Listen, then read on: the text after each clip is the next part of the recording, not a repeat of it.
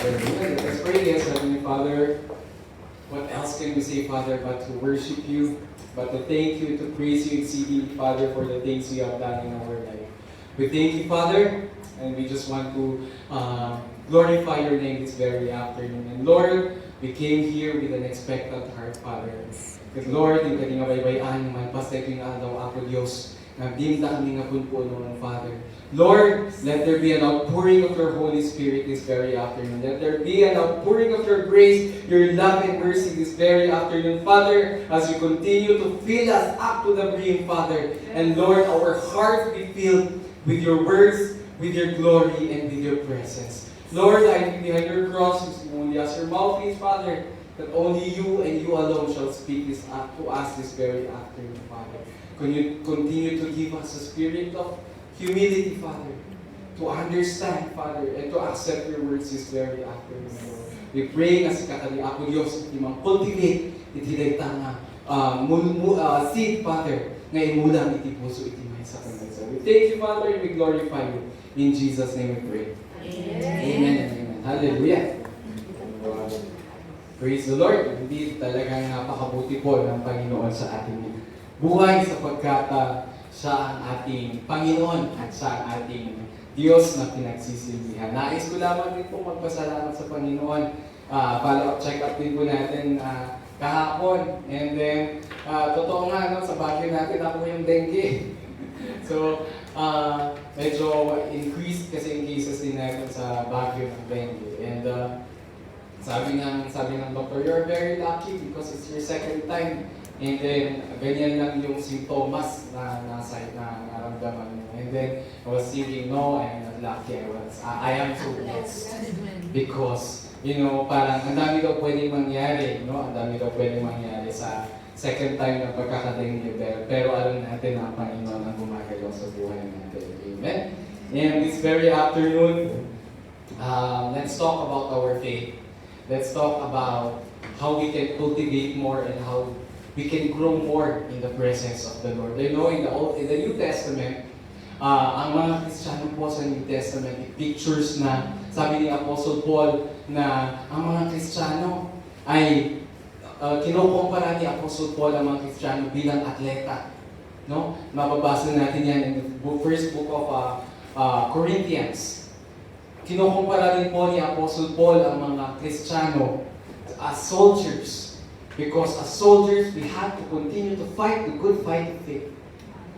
And kinukumpara din po ni Apostle Paul ang mga Kristiyano bilang pilgrims, bilang builders, and bilang farmers in the vineyard of the Lord. That's why we have to bear fruit.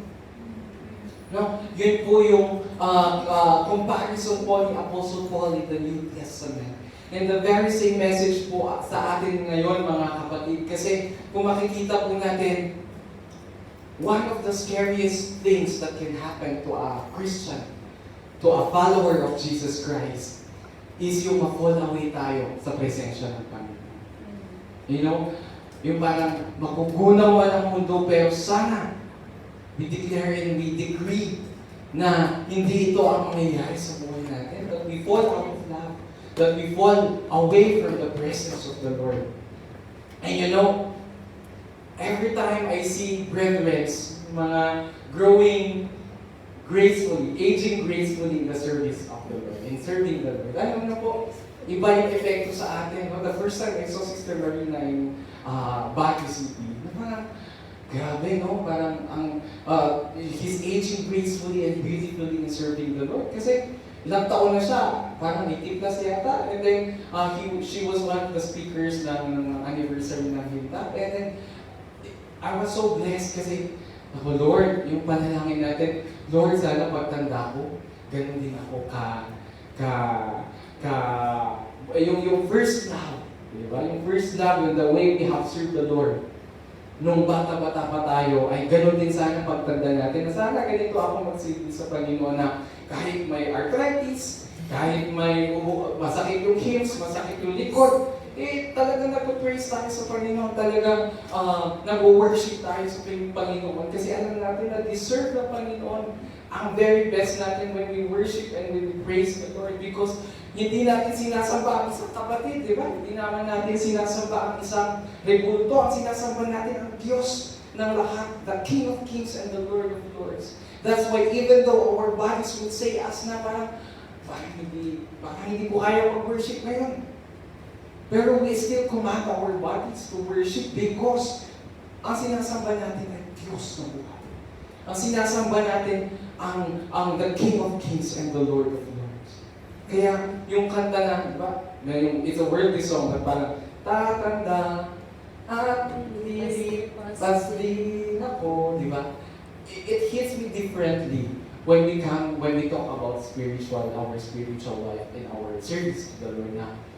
Sana pagtanda natin, we will end the race well. We will win.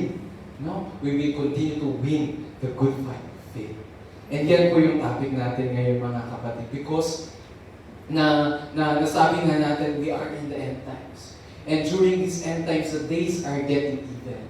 That's why Apostle Paul reminds us in the second book of Corinthians, chapter 11, verse 3, no, na natatakot ako na kagaya ng pagdideceive ng ahas kay Eva.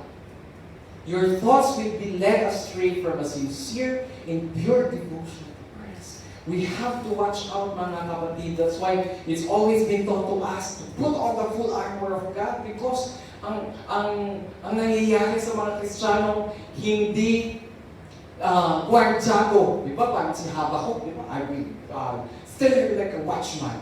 Diba? Habang hinihintay niya yung kasagutan ng Panginoon. Sana ganun din tayo. If we are in the season of waiting, ganun din po tayo kagwardyado sa mga kung anong pwedeng mangyari. Because the enemy is attacking us. No, even this fallen world is testing us.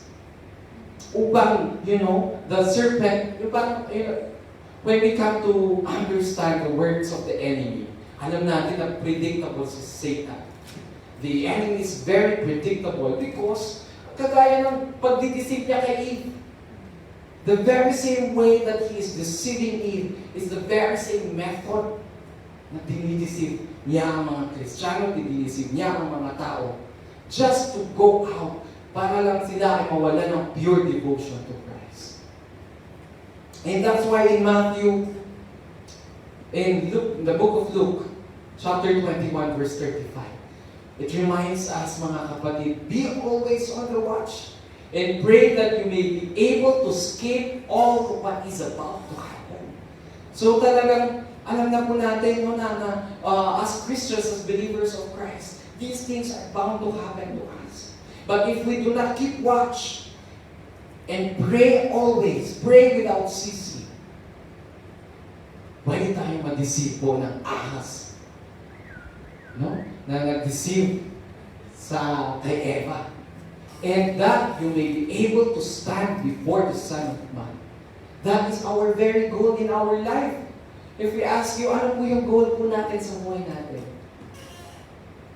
We're here in Hong Kong, of course, to earn money, that's true, to provide for our family. But at the end of the day, ito po yung end natin, to stand before the presence of the Son of Man. Yun po yung parang ultimate assignment natin, ultimate goal po natin, mga kapatid. As we continue to raise, ito po yung talagang goal po natin. Don't ever forget na yan po yung goal natin. Because, sometimes, when we are in the season of our comfort, when we are too comfortable with the things happening around our life, makakalimutan natin na ang assignment natin is to stand before the Son of Man. And yung pagdideceive po ni Satan sa atin, through money, through friendship, through beauty, pwedeng mangyari if we do not keep watch and pray.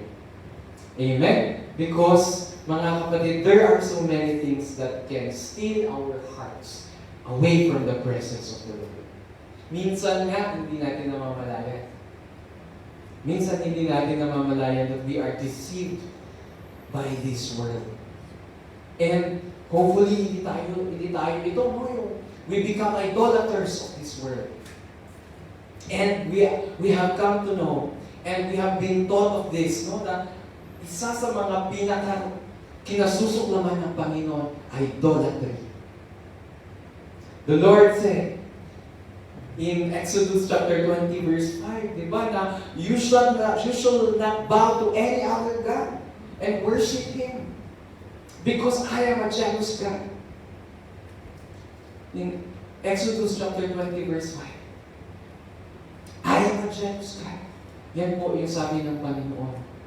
And kung ma-remind din po natin yung memories natin that idolatry is not just confined to Diyosen, to statua, to statues, and yung mga rebulto na ginagawa ng tao. Colossians, in the book of Colossians, it reminds us na ang idolatry ay hindi lang, it's not just confined to the rebulto and the images that people make, but to anything that takes your time instead of you spending your time to the Lord. Kaya sabi niya po dito sa Colossians chapter 3 verse 5, put to death therefore whatever belongs to the earthly nature, sexual immorality, impurity, lust, evil desires, and greed, which is idolatry. So, sabi natin, ay, hindi naman ako guilty dyan sa idolatry kasi wala naman akong rebulto sa bahay. Hindi naman ako marcha doon sa buong Nazareno. You know, mga kapatid, sometimes we have also to check ourselves on this. Kasi yung idolatry is not just confined with that one. But of anything that takes your time, then you spending time, spending your knees praying to the Lord. Amen? That's why ito po yung sinasabi sa atin in Matthew 24, chapter 10 to 13. And many will fall away and betray one another and hate one another. This is talking to the end times. And in verse 11, sabi niya dito, and many false prophets will arise and lead many astray. Alam na natin yan, nakikita natin yan sa television. No, hinahanap na ng batas yung Son of God na sinasabi niya. Many false prophets will arise and lead many astray. In verse 12, sabi niya po dito, and because lawlessness will be increased, the love of many will grow cold. We have to be very careful at this very end times, mga kapatid, because the love of many will grow cold. Kailangan po natin bantayan ito na sana hindi tayo itong manlalamig sa paninilbihan natin sa Panginoon. Sabi niya nga in verse 13, but one who endures to the end will be saved. So, paano ba tayo, how do we continue to fight the good fight of faith? Amen? We have to continue to persevere. Yung parang, sabi niya sa mga salita na niya, we are aging outwardly, but inwardly we are being renewed by the Lord. Na as we continue to serve the Lord, nire-renew na tayo. As we continue to persevere in our journey with the Lord, habang binabagtas natin itong mundong ibabaw, and we encounter many challenges, we encounter many seasons in our life, and we will endure to the very end. And we will receive the crown of life. Amen. Ito po yung mensahe sa atin, mga kapatid. Kahit ako po, kahit ako medyo napapaalalahanan ako dito. Because when we see in Hebrews chapter 3 verse 12, see to it, brothers and sisters, that none of you has a sinful, unbelieving heart that turns away from the living God. Hallelujah. So, this is not my words. This is the words of the Lord. These are the words of the Lord reminding us, mga kapatid, na tingnan natin kung meron, hindi tayo perfecto sa mundong ibabaw. Pero tingnan natin that we have a heart also that is repentant, na laging humaharap sa Panginoon, Lord, forgive me for whatever that I have done. No, and yung paniniwala natin, yung faith natin, the mustard seed that as pure as that small mustard seed, alagaan natin hanggang sa mamaya. Amen? Because the reality is, it is difficult. Mahirap po mabuhay kung wala ang Panginoon. There will always be, alam niyo po, hindi ko alam kung naranasan niyo ito, but there will always be vacuums in your heart. Di ba hindi lang tayo nagsimba, hindi natin na-observe yung Sabbath day natin. Alam natin na may kulang sa buhay natin. Alam natin na may kulang sa week natin. How much more to the Christians who have fallen away from the presence of the Lord? Because of, maybe they have whispered, alam niyo po, 90% of the time na nagkakaroon ng away or nagkakaroon ng gusot sa isang church is because of misunderstanding. Meron yung, akala natin ganito, akala natin tayo ganyan, kaya sabi nila, maraming namamatay sa maling akala. Kasi sometimes we assume, we are being hurt because of akala natin ganito, akala natin sinabi ng kapatid na ganito, but isa lamang pala siyang chismis. Isa pala siyang miscommunication.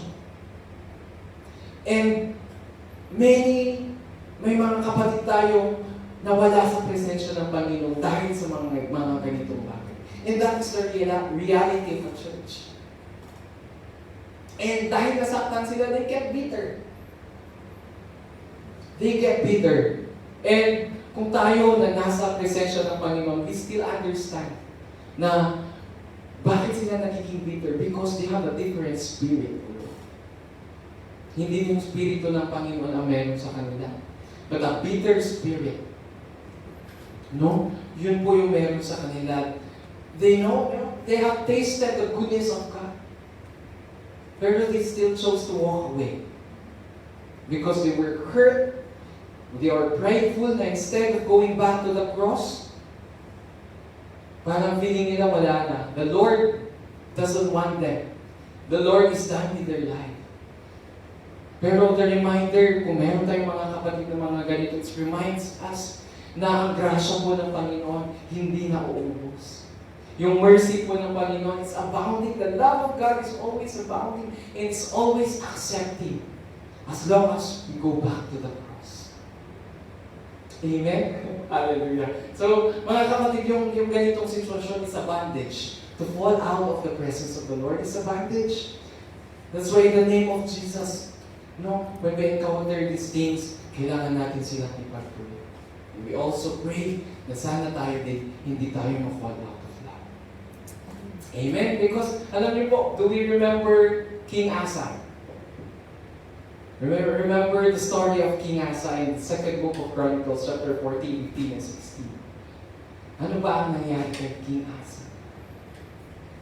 Diba? King Asa was the third king of Judah, the kingdom of Judah. And for us to understand kung anong nangyari kay King Asa, at that time, during his time, nagkaroon ng division, di ba, yung Israel. So Israel was divided, I think meron tayong map dyan. Israel was divided into two, the northern kingdom and the southern kingdom. And yung northern kingdom, ito po yung tinatawag nilang Israel at that time, the northern kingdom of Israel. And Judah was the southern part, the southern kingdom of Judah.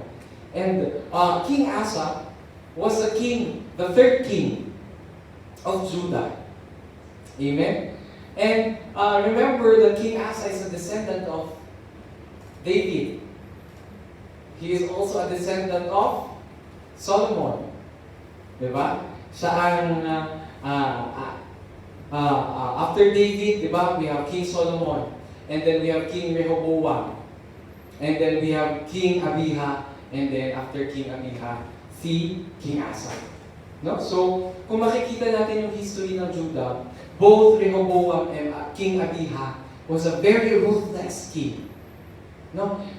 Yung isa sa, sabi natin kanina na, isa sa kinasusuklaman ng Panginoon ay sa idolatry. And these things perpetuated during the time of his grandfather, the grandfather of King Asa, and his father Abiha.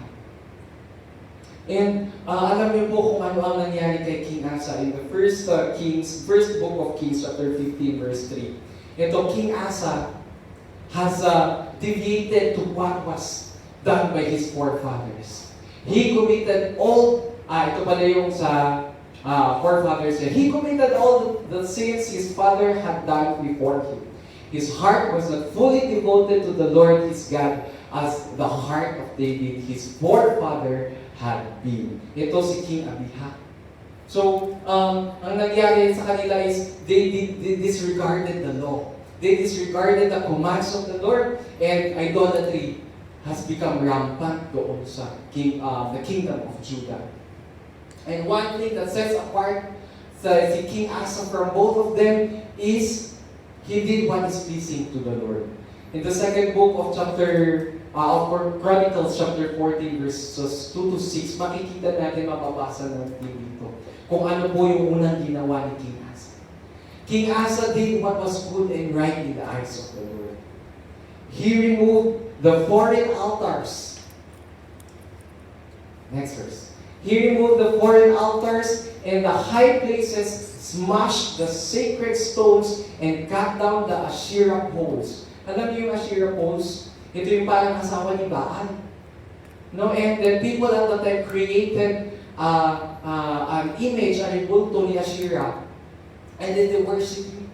And ano ang ginawa ni King Asa? He destroyed everything. He commanded Judah to seek the Lord, the God of their ancestors, and to obey His laws and commands. Verse 5, He removed the high places and incense altars in every town in Judah, and the kingdom was at peace under him. He built up the fortified cities of Judah since the land was at peace. No one was at war with him during those years, for the Lord gave him rest. Hallelujah. So makikita po natin dito yung obedience ni King Asa at the start of his reign. No? Parang 3 years lang po yata nag-reign yung father niya, and then siya na po yung pumalit kay King Abijah. And in his obedience and faithfulness to the Lord blessed his kingdom. In verse 7, mababasa natin dito that the kingdom of Judah prospered. No? So they built and prospered. Yan po yung sinasabi niya in verse 7. And we see here the product of obedience and faithfulness to the Lord. No? That we are being rewarded by our obedience and faithfulness. Kung faithful tayo sa Panginoon, the Lord will also be faithful to us. Amen? So, kung titignan po natin, obedience unlocks prosperity in our life. No? Not just in our career. Parte na rin yan ang buhay natin that the Lord can make us prosperous in our career, in our work, in our life. But the more so, the Lord can make us prosperous in our spiritual life. The salvation of our family that we represent. You know, the Lord can make us prosperous by having that peace that surpasses all understanding. Having the love of God that satisfies our heart. Yun ang mas importante sa buhay. Amen? Kaya, obedience and faithfulness unlocks prosperity. Nasasabi yan sa Deuteronomy chapter 28 verses 1 to 2. If you fully obey the Lord your God and carefully follow all His commands I give you today, the Lord your God will set high above all the nations on earth. All blessings will come on you and accompany you if you obey the Lord your God. So obedience is blessing. To disobey is curse. Yan ang nakikita natin at this very example of King Asa. Because when we learn what happened to the entire life of King Asa, makikita natin na, ay, sayang. Sayang yung panindihan ni King Asa. But as we continue to read on, makikita natin dito mga kapatid, how God values our obedience and faithfulness. And don't get me wrong mga kapatid, this is not a prosperity gospel. At the end of the day, the Lord looks at the quality of our heart, the content of our heart. Na nag-obey tayo, hindi tayo, ay, may makukuha ako kay Lord na blessing. At the back of our mind, we give our thanks. At the back of our mind, na alam natin, ay, the Lord will give me 1,000-fold, 100-fold. Yes, it's true. That the Lord can do that. But we have to take note, ano yung content, ano yung intention ng hearts natin. Because yan po yung sinasabi ng mga salita ng Panginoon. That obedience comes out naturally to us. If we profess, we say we love the Lord our God.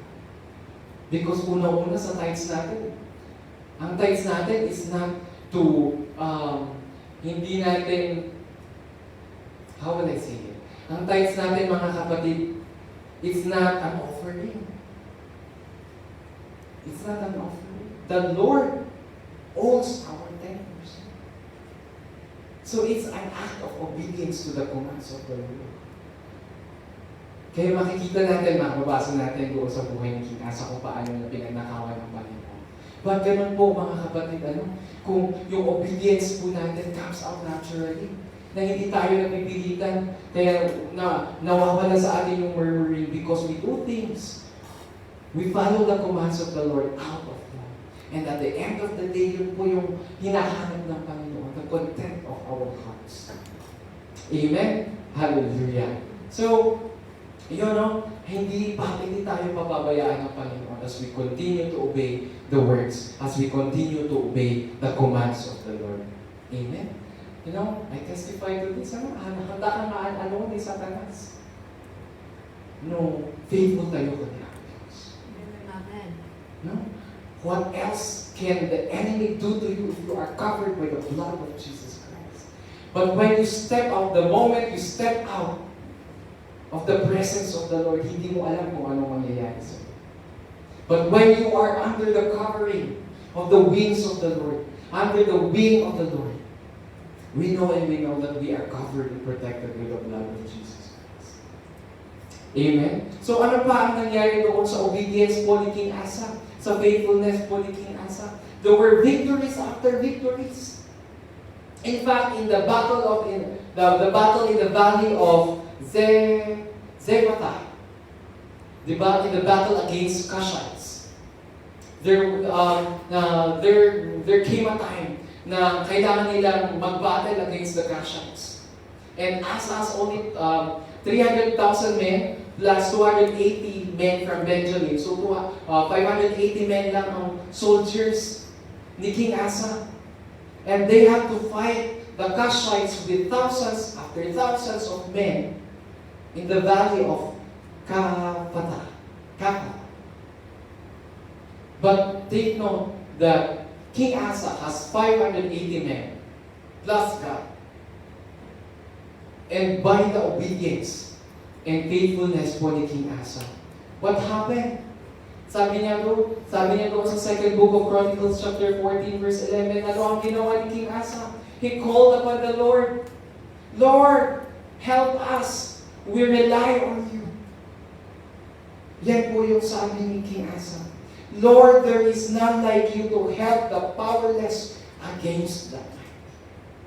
So even if their number is 580,000 men against almost 1,000,000 men against the Cushites, they have God on their side.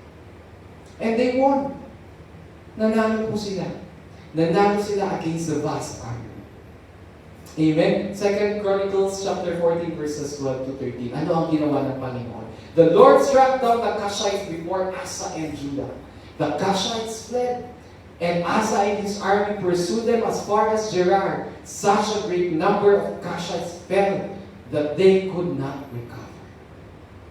So mga kapatid, sa buhay natin, the very same God that struck down the Cushites during the time of Asa is the very same God that can struck down our struggles, our destinies in life, if we only continue to obey kung ano ang sinasabi ng Panginoon. Sometimes, may mga panahon nawawalan talaga tayo, di ba? Nakulang. But the Lord still continues to provide. Kung alam natin ang sekreto. Alam natin ang sekreto ng a blessing because of our obedience. Obedience unlocks blessing. Yan po yung promise ng Panginoon sa atin. As we continue to fight our battles, mga kapatid, anong sabi sa Exodus 14:14? The Lord will fight for us. Ano ang kailangan lang natin gawin? We only need to be still. So ano ang mga mangyari sa Pilipinas? Ay, huwag na tayong mag-panic. Huwag na tayong mangamba ng sobra-sobra. Siyempre, natural naman sa ating mga ambal. Pero huwag na tayong mangamba ng sobra-sobra. Because we know that the Lord is in full control of everything. So we continue to place the things that we cannot control in His hands. Alam natin po na ang Panginoon ang gumagalaw sa buhay natin at ng ating pamilya. Amen? He is the same God that can overpower all our problems, our tribulations in our life as we continue to be faithful in the Lord. So, paano yun mga kapatid? No? So how do we continue to fight the good fight of faith? Unang-una po na reminder sa atin, base sa buhay ni King Asa, to stay close to God. Kailangan po natin maging close na close sa Panginoon. Alam niyo po, ito yung naranasan namin nung bago kami mag-board exam. Feeling namin ang close namin sa Lord. Kasi may kailangan kami kay Lord. Lord! You know, parang pray every hour. Before tayo mag-review ng next subject, Lord! Feeling natin, close natin sa Panginoon. Because we need something from Him. And ngayon na nakuha natin yung grasa, do we still stay close to the Lord? Diba? So kailangan natin yun to stay close to the Lord, even in the season of comfortability. Even in the season of, actually mas madali nga, di ba? Mas madali sa atin maging close sa Panginoon kung meron tayong struggles.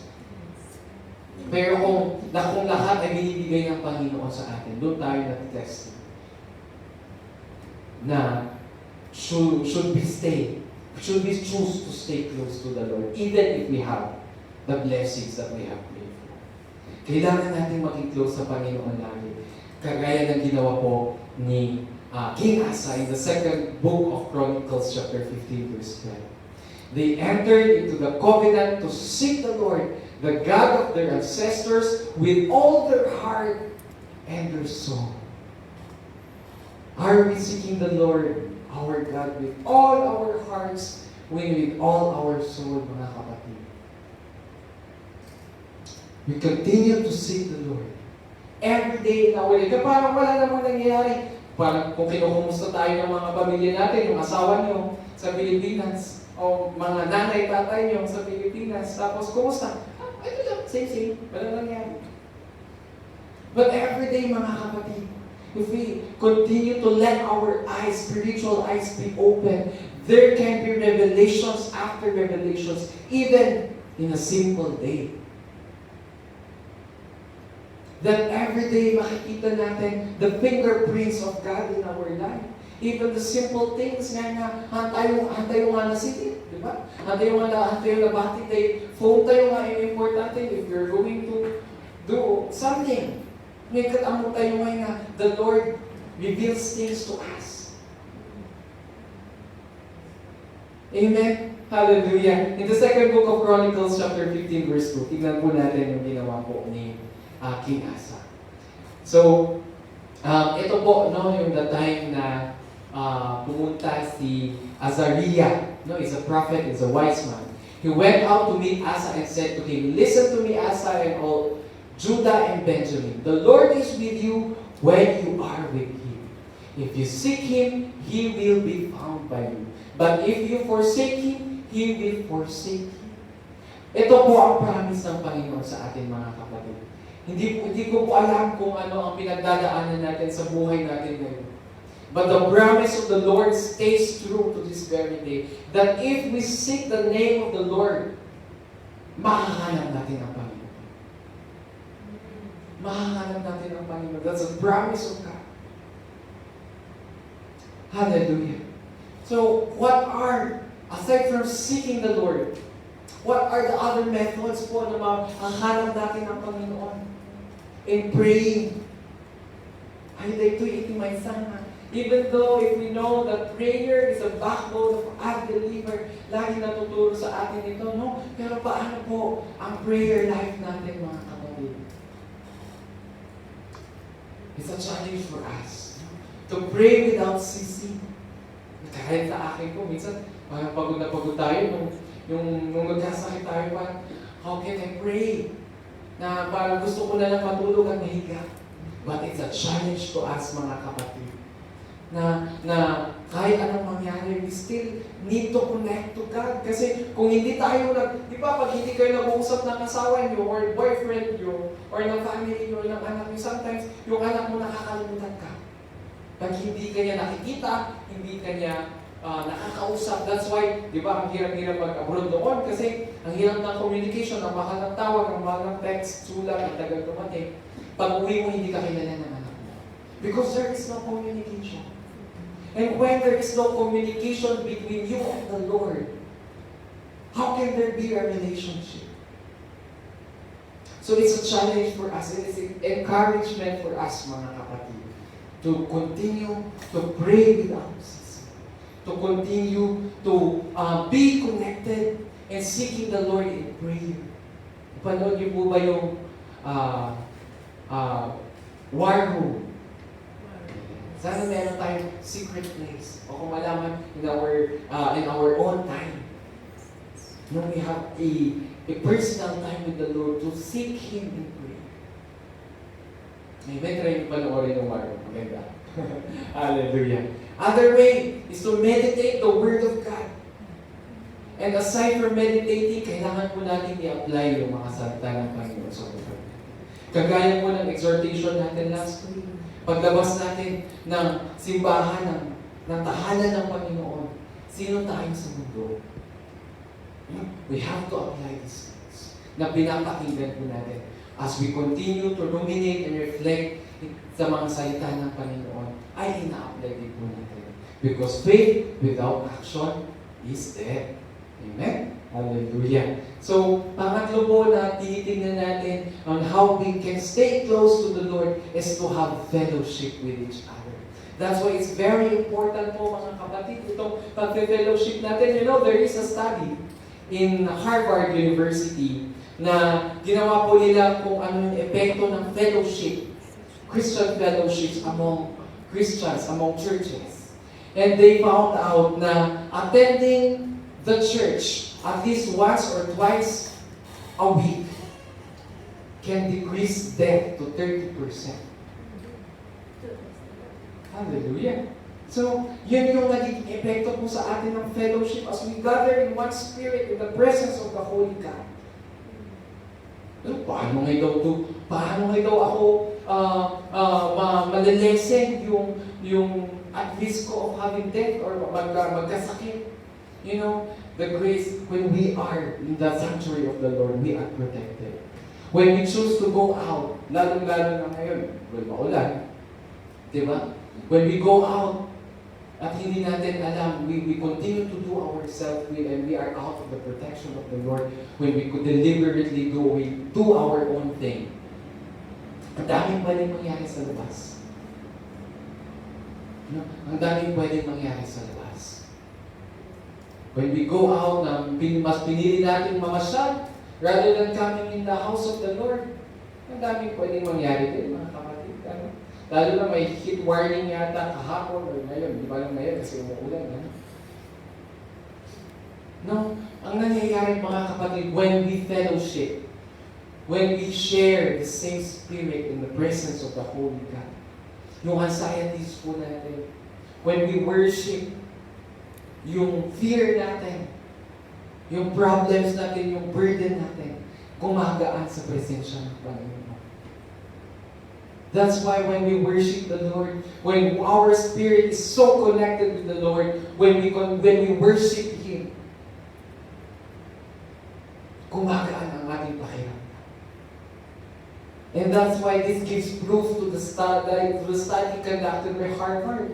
No, na it really decreases death to 30%, mortality to 30% of all the believers. Because alam natin po, medical studies also show that 90% of the physical diseases of man is caused by stress-related issue.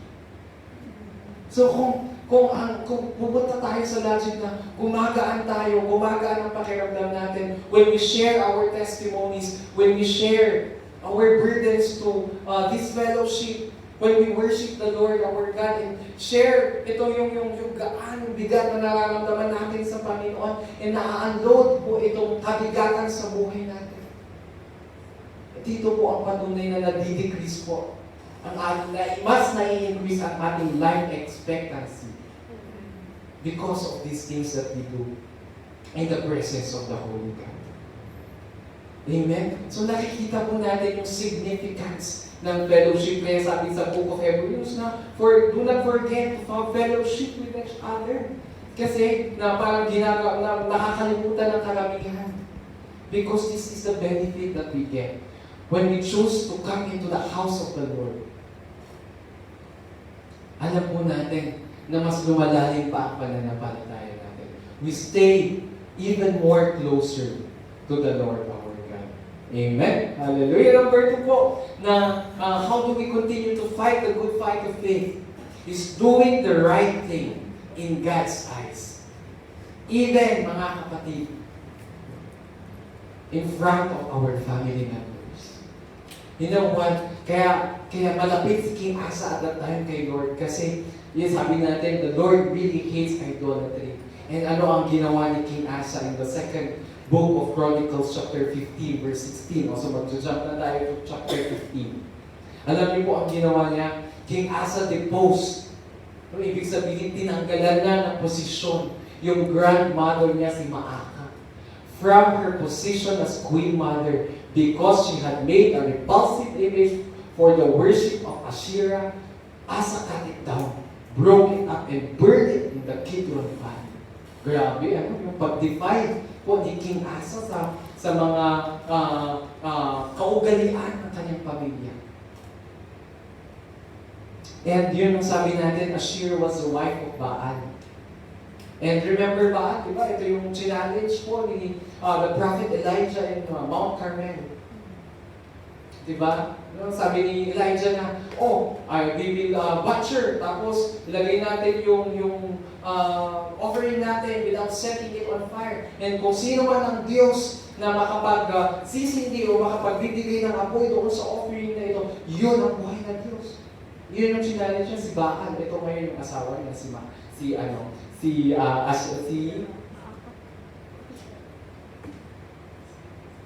po? Si Asherah. So, yun yung ginawa po ni King Asa. And itong lola ni King Asa, gumawa din, ito yung ginawa niya na gumawa siya ng rebulto. And King Asa has burned it and cut down. And this is the challenge that imposes to us, mga kapatid. Kaya lalong-lalo na sa lalong-lalo sa Igorotan, sa Cordillera. Ang dami-daming rituals, ang dami-daming kultura na hindi kaaya-aya sa presensya ng Panginoon, sa mga mata ng Panginoon. I think pati din sa Katagalugan, ang common naman sa kanila is yung rebulto, yung pabasa. Di ba? Meron din gano'n, meron din yung prosesyon. No? Pero in the inside our house, tignan po natin na yung parang example po ni King Asa.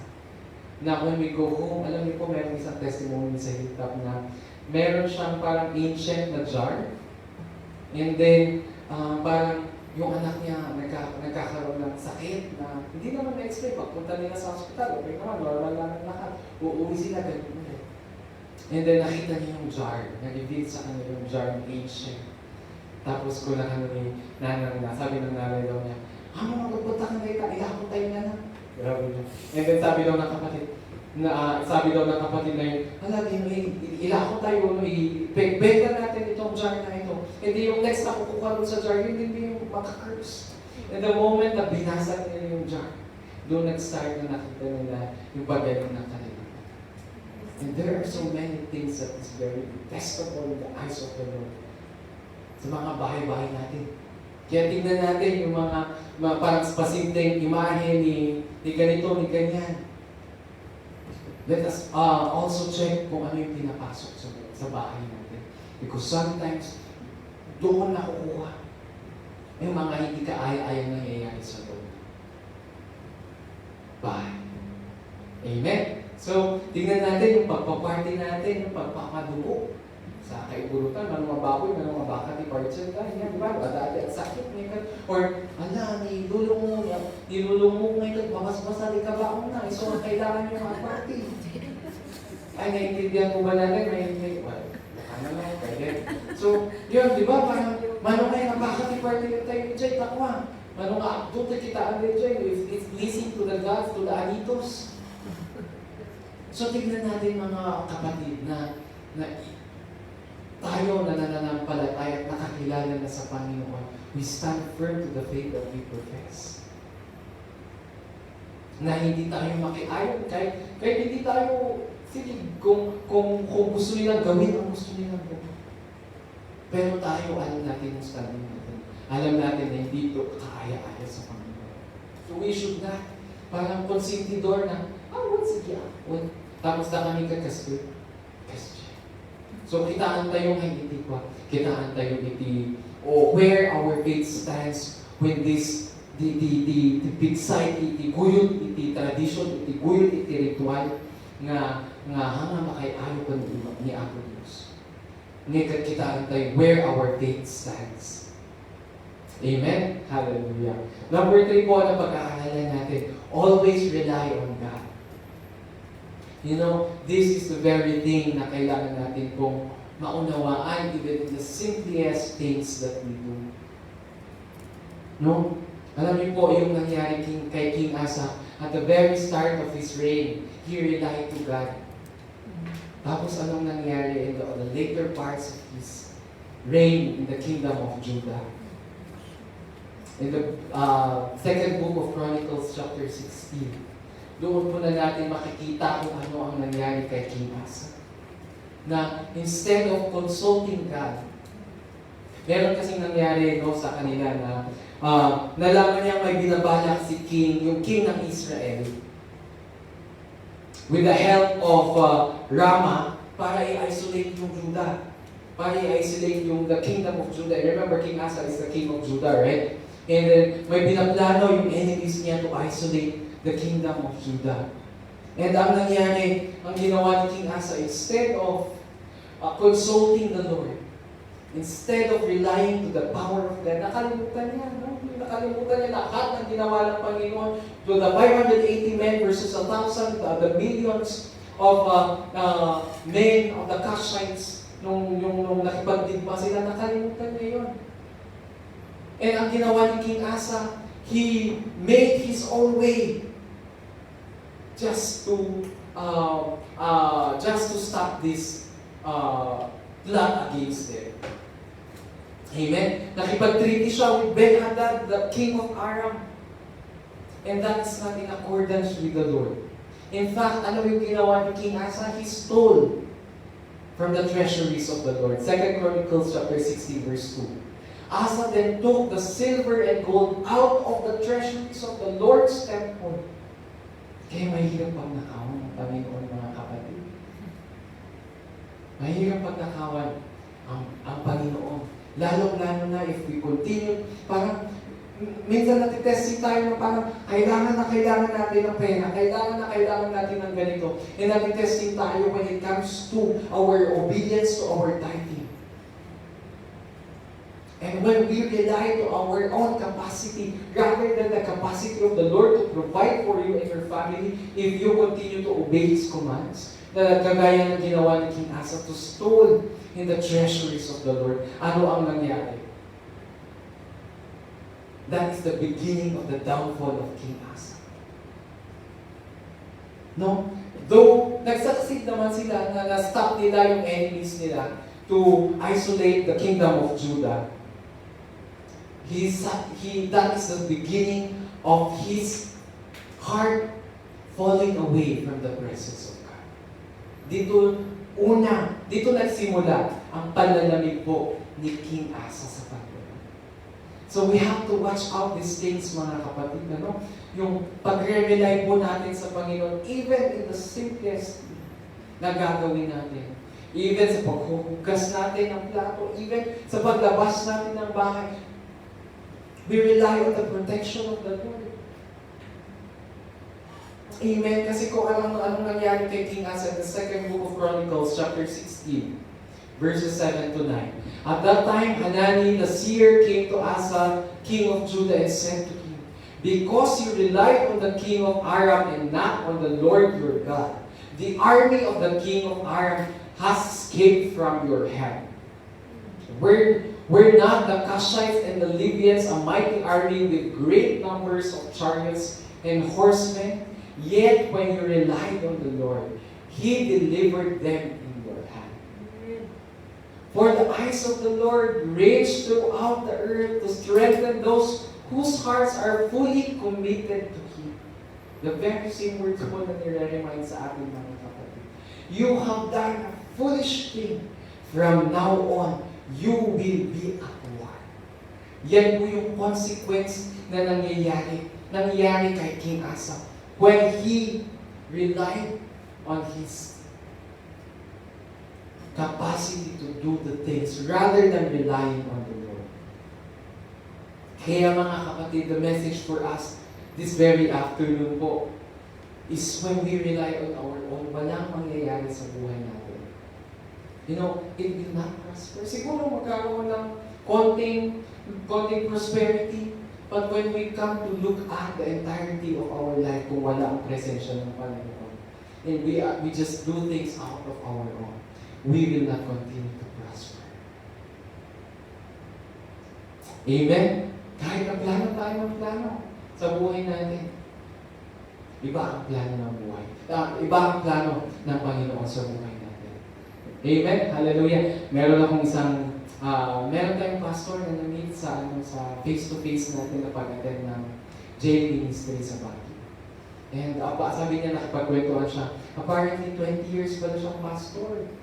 And the thing is, pumasok siya ng politics after 20 years of being a pastor. And maybe siguro, feeling niya, yun yung to help more people, ganyan.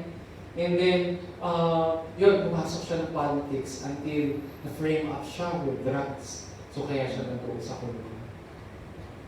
And when we come to realize, mga kapatid, when we deliberately go to a place we are not called to go, medyo kailangan natin tignan iyon. Because when we deliberately go to a place we are not called to go to, wala yung presensya ng Panginoon, wala yung protection ng Panginoon. Nabayad, parang maganda doon may amo daw doon na may amo daw doon na 3 days off, mas mataas ang sahod. Ano yung catch? Ay, nananakit pala. Diba? Parang nang-aabuso pala. So, yun yung titignan natin, mga kapatid. If God did not call you to go there, don't go. Amen. And if God called you to go, go. Ay, matikuya ko na. Diba, parang ang hirap nun? You will not prosper whatever you do in your hands if it's out of God's will. And we rely on the things on our own. We will not continue to prosper. Kaya it's a reminder for us, mga kapatid. It's a reminder for us na kailangan po natin na mag-rely sa kung ano ang kaya ng Panginoong Jesus na gawin sa buhay natin. No? Ano pa ba? Di ba? People can fail you. People will fail you. Money can fail you. Ano pa ba ang hindi kaya ng Panginoon na gawin sa buhay mo? Just trust in the Lord. Just fix our eyes on the Lord Jesus Christ. Ano pa ba ang hindi kaya gawin ng blood of Jesus Christ for you and your family? Amen? Hallelujah. Hallelujah. Agaw mo. But it's sharing sa atin ng mga salita ng Panginoon. Amen? Number 4 po, ng pag-aaralan natin how we continue to fight the good fight of faith is we continue to have humble heart. Mga kapatid, hindi tayo perfecto. We are not perfect sa mundong ito. As long as we are still living in this fallen world, ang daming testings, ang daming temptations na pwedeng mangyari po sa atin. Maminsan, ikaw po itong tublak tayo. But, ang gusto ng Panginoon din po sa atin is magkaroon ng humble heart, the spirit of humility in our hearts. Na we acknowledge na, Lord, may saak lang ang malagpas. That's why, lagi na i-exhort sa atin si King David. King David was a murderer, adulterer. But he's still a man after God's own heart. Because of, sabi ni King David, take these things out, yung the physical kingdom away from me, but not your Holy Spirit.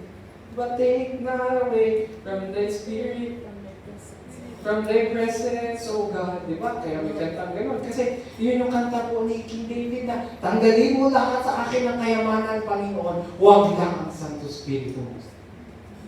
And gano'n din po yung mensahe sa atin mga kapatid this very afternoon. No? To continue to have a humble heart. No? Ano ang nangyari kay King Asa nung sinabihan siya ni Haani na from now on, you will be at war? Anong sabi sa 2 Chronicles chapter 16 verse 10? Instead of turning to God, Lord, forgive me for I have sinned. Hindi ganun yung naging reaction ni King Asa. He became angry to the seer. So he was so enraged that he put him in prison. At the same time, Asa brutally oppressed some of the people. So mas lalong matigas pa ang puso po ni King Asa. Instead of going to God, Lord, forgive me.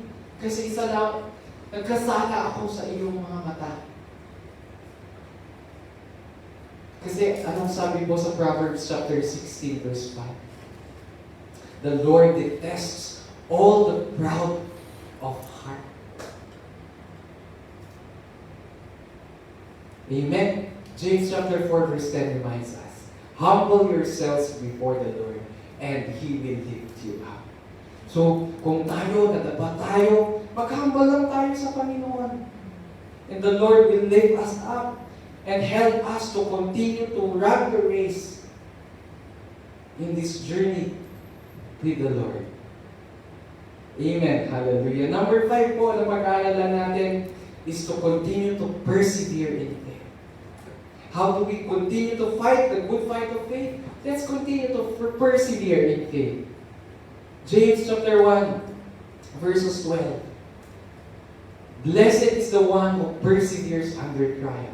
Having stood the test, that person will receive the crown of life that the Lord has promised to those who love Him. So kahit anumang testings ang ma-encounter natin sa buhay ng mga kapatid. Lagi ko ang sinasabi, in whatever seasons ipanagbiyak kayo. Maybe we are in the season of waiting, we are in the season of our trials, we are in the season of comfort. Whatever seasons in our life, mga kapatid, let us continue to persevere as we continue to stand the test of time, so that we will receive the crown of life. Amen? Hallelujah. Hebrews chapter 10, verse 36 says, you need to persevere, so that when you have done the will of God, you will receive what He has promised. Ano po yung promise ng ating Panginoon? So, goal po natin, eternal life with the Lord. Hallelujah. So, naka-curious po ba kayo kung ano ang nangyari kay King Asa? King Asa got sick. He got a terrible disease on his feet. Pero nagmatigas pa rin si King Asa. He never called to the Lord and asked the Lord for forgiveness, for healing. Alam niyo ba, nang nai-imagine ko, sabi ni, yung pride ni King Asa, no? Parang, mamatay na ako. Kaysa bumalik sa cross. Kaysa tumawag sa pangalan ng Panginoon. Parang ganun yung nai-imagine ko na situation ni King Asa. In the second book of Chronicles, chapter 16, verse 12 to 13. In the 39th year of his reign, Asa was afflicted with a disease in his feet. Though his disease was so severe, even in his illness, he did not seek help from the Lord, but only from the physicians. Grabe, yung parang, yung King Asa started good. King Asa started the good fight of faith. But at some point in his life, his heart turned cold. Kaya nagbato din puso na. At his very deathbed, hindi pa rin siya tumawag sa pangalan ng Panginoon. He did not repent sa kanyang mga kasalanan. And in verse 13 we read there that in the 41st year of his reign, Asa died and rested with his ancestors. Namatay siya with the disease on his foot. Ano kaya yung disease doon sa foot niya? That, sayang yung nasimulan niyang journey with the Lord. And kung titignan natin yung kabuuan ng buhay ni King Asa, he did not end well. And ito po yung salamin ng buhay natin ngayon, mga kapatid. To reflect upon yung status natin sa ating Panginoon. Kasi sayang yung nasimulan natin paninilbihan sa Panginoon. Sayang yung salvation na na-receive natin sa Panginoon. Kung hindi tayo patuloy na mag-persevere, hindi tayo patuloy na lumaban to fight the good fight of faith. Sayang yung mga nasimulan po natin, mga kapatid. Ano? That's why this is an encouragement to us in the book of Hebrews chapter 13, verses 13. Chapter 3, verse 13 to 14. But encourage one another daily, mga kapatid. Kung may nakikita po tayo na mga brethren natin na nahihirapan sa buhay, encourage one another daily as long as it is called today, so that none of you may be hardened by sin's deceitfulness. We have come to share in Christ if we indeed behold our original conviction firmly to the very end. So, yung na-receive po natin na salvation sa Panginoon, let's continue to firmly hold on to that. So that at the very end of time, kung tawagin man tayo ng Panginoon Jesus in our death, or kung we will meet the Lord in the clouds, alam natin, makikita natin, we will stand before the Son of Man. Amen? Hallelujah. In our conclusions, in the first book of Timothy, chapter 6, verses 11 to 12, it is exhortation of Apostle Paul to Timothy. But you, man of God, flee from all this and pursue righteousness, godliness, faith, love, endurance, and gentleness. Fight the good fight of faith. Take hold of the eternal life to which you are called when you make your good confession in the presence of many witnesses. Amen? Hallelujah. Let's continue to fight the good fight of faith as we continue to rely on the Lord, as we continue to have a humble heart, as we continue to do what is right before God, and as we continue to even draw closer to God. Hallelujah. Let us pray. Yes, Heavenly Father, we thank you once again, Lord, for this very reminder to us. And Father, we pray that in whatever kaya-apo Diyos na sitwasyon may ipanagbiag, Lord, continue to remind us, Lord, of these things that we have learned. Continue to teach us, Father, to stay close to you, Father. Ang yaman itipagdadalanan ni itipanagbiag ni ako. We praise you, Lord, in whatever circumstances we are encountering in our life. Thank you, Lord, and we praise you. In Jesus' name we pray. Amen and amen. Hallelujah. Praise God.